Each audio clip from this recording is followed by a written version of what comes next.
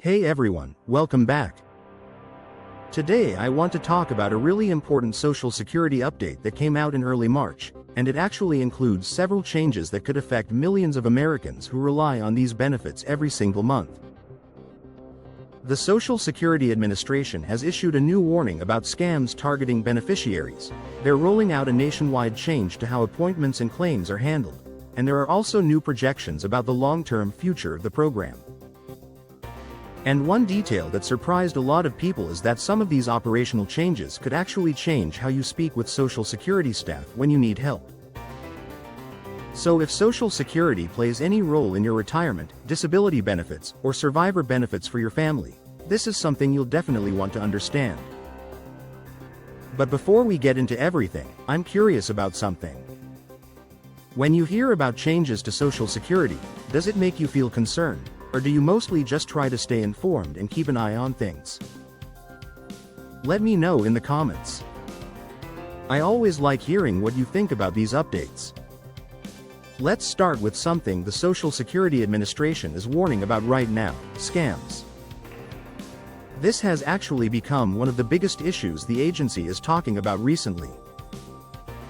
In early March, officials issued a new public alert asking people to stay vigilant because scammers are increasingly targeting Social Security beneficiaries. Now, scams aren't new. They've been around for years. But officials say the big difference today is how sophisticated these scams have become. Criminals are pretending to be government officials and contacting people through phone calls, text messages, and emails. And sometimes these messages look incredibly real. You might receive a call that appears to come from a government phone number, or an email that looks like it came from an official agency account. Technology has made it much easier for scammers to imitate legitimate communication. According to the Federal Trade Commission, government impersonation scams have become one of the most expensive types of fraud in the United States. In one recent year alone, nearly 160,000 cases were reported, total losses exceeded $1.1 billion, and a large portion of those scams involved people pretending to be from Social Security or another government agency. So the Social Security Administration is reminding people of a few simple but very important rules. First, Social Security will generally not call you unexpectedly and ask for personal information. Second, they will never demand payment using gift cards, prepaid debit cards, or cryptocurrency. And third, they will never threaten you with arrest or legal action if you don't send money immediately. If you ever hear those things, that's a huge red flag. Some financial advisors even recommend something very simple. If someone calls claiming to be from Social Security and asks for personal information, the safest thing to do is hang up and contact the agency directly using the official phone number. It might feel rude, but it can prevent a very expensive mistake. The Social Security Administration also encourages people to report scams whenever they see them. Because when scams are reported, investigators can identify patterns and sometimes shut down the networks behind them. So protecting yourself from fraud is becoming an increasingly important part of managing retirement finances today. Now at the same time, the agency is making a major operational change. And this one could affect how people interact with Social Security offices across the country. The Social Security Administration is introducing a new nationwide system for managing appointments and workloads. This is actually a pretty big shift. Historically, Social Security services have mostly been handled through local field offices. There are more than 1,200 offices across the United States. If you needed help, whether it was filing for retirement benefits, applying for disability, or updating your records, you would typically work with your local office. And many of those employees became very familiar with the specific needs of their communities. But now the agency is moving toward a more centralized model. Instead of appointments being managed only by your local office, the new system uses a national scheduling platform. That means when you call or schedule an appointment, you might speak with someone anywhere in the country, not necessarily someone in your local office. For example, someone in Florida might speak with a Social Security worker in Ohio. Someone in California might end up speaking with someone in Texas. The goal behind this change is efficiency. For years, the agency has struggled with backlogs, especially in disability claims. In some cases, people have had to wait months just to receive a decision about whether they qualify for benefits. At one point, the Urban Institute estimated that nearly 2 million disability claims were pending, with an average wait time of about 7 months. 7 months is a long time when someone is waiting for financial support. So the new system tries to match workloads with available staff across the country.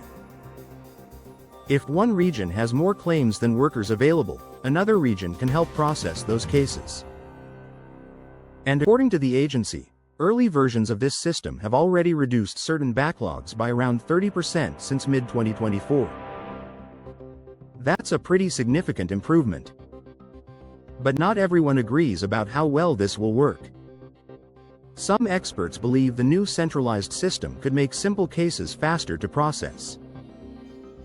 Things like scheduling appointments, updating personal information, basic account questions, but more complex cases might actually become harder to resolve. Local Social Security offices often had employees who understood specific rules and documentation practices in their state. Disability programs and paperwork can sometimes vary from place to place. So when some of that local knowledge disappears, certain cases could take longer to sort out. Some experts say the transition could feel a little bumpy at first. Faster service in some situations, but more confusion in others. Still, supporters say many modern organizations already operate this way. Banks, airlines, and healthcare companies often use national customer service systems to create more consistent service nationwide. Now there's another piece to this story. These changes are happening at the same time as a broader government restructuring effort. In 2025, the Social Security Administration was affected by a federal reorganization initiative introduced under Donald Trump called the Department of Government Efficiency.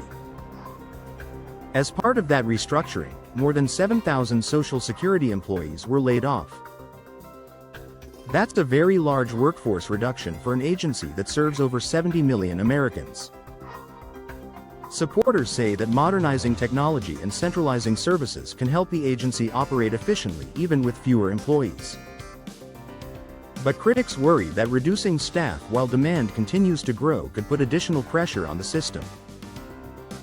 Especially as the population ages and more people begin claiming benefits. And that leads to the third major issue, the long-term future of Social Security. New projections from the Congressional Budget Office suggest that the Social Security Retirement Trust Fund could run out sooner than previously expected. The latest estimate points to 2032. That's about 1 year earlier than earlier forecasts. Now when people hear this, many worry that Social Security might disappear completely. But that's not actually what these projections mean. Even if the trust fund were depleted, payroll taxes would still continue flowing into the system. Those taxes alone could still fund roughly 75% to 80% of scheduled benefits. However, that would still mean benefits could potentially be reduced if lawmakers don't make changes before then. Some estimates suggest the average reduction could be around 28% if no reforms are passed. That's why many policy groups say this issue needs attention sooner rather than later. The good news is that policymakers still have several options, including adjusting payroll taxes, modifying benefit formulas, gradually increasing the retirement age, or using a combination of these solutions. Historically, major Social Security reforms have usually happened through bipartisan negotiations in Congress. But as you probably know, these discussions can be politically sensitive, because Social Security is such a critical program for millions of Americans. And that's exactly why it's important to stay informed about updates like the ones we're seeing right now. Sometimes simply understanding what's changing and what to watch for can make a big difference when it comes to protecting your benefits and planning for the future. And again, I'd love to hear your thoughts. Do these kinds of Social Security updates make you concerned about the future, or do you mainly just try to stay informed and prepared? Let me know down in the comments.